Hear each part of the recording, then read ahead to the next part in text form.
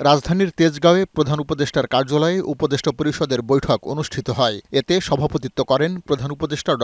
মোহাম্মদ ইউনূস। বৈঠকে ছাত্র আন্দোলনের আগস্ট মাসের নানা কর্মসূচি ও হয়রানিমূলক মামলা রোধে নানা সিদ্ধান্ত নেওয়া হয়।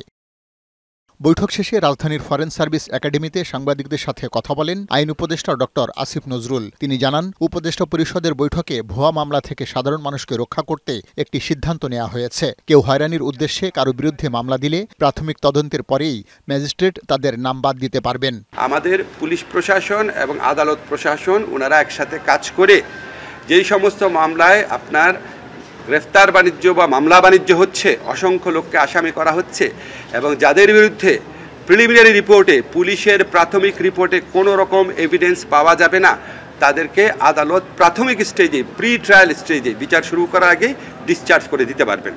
বাংলাদেশে মানবাধিকার রক্ষায় কাজ করতে জাতিসংঘের মানবাধিকার পরিষদের একটি কার্যালয় চালু হচ্ছে। আইন উপদেষ্টা আসিফ নজরুল জানান, উপদেষ্টা পরিষদের বৈঠকে এই বিষয়টি অনুমোদন পেয়েছে। এটার ভিত্তিতে বাংলাদেশে জাতিসংঘের মানবাধিকার বিষয়ক একটা অফিস হবে। অফিসটা হবে প্রাথমিকভাবে 3 বছরের জন্য।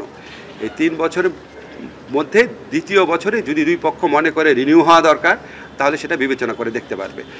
এদিকে 16 জুলাই শহীদ দিবস এবং 5 আগস্ট গণ অভ্যুত্থান দিবস পালিত হবে। তবে 8 আগস্ট কোনো দিবস উদযাপন হবে না বলে ফেসবুক স্ট্যাটাসে জানিয়েছেন প্রধান উপদেষ্টার প্রেস সচিব শফিকুল আলম। উপদেষ্টা পরিষদের বৈঠকে এই সিদ্ধান্ত হয়েছে বলে জানান তিনি। পার্থ রহমান, বৈশাখী সংবাদ, ঢাকা।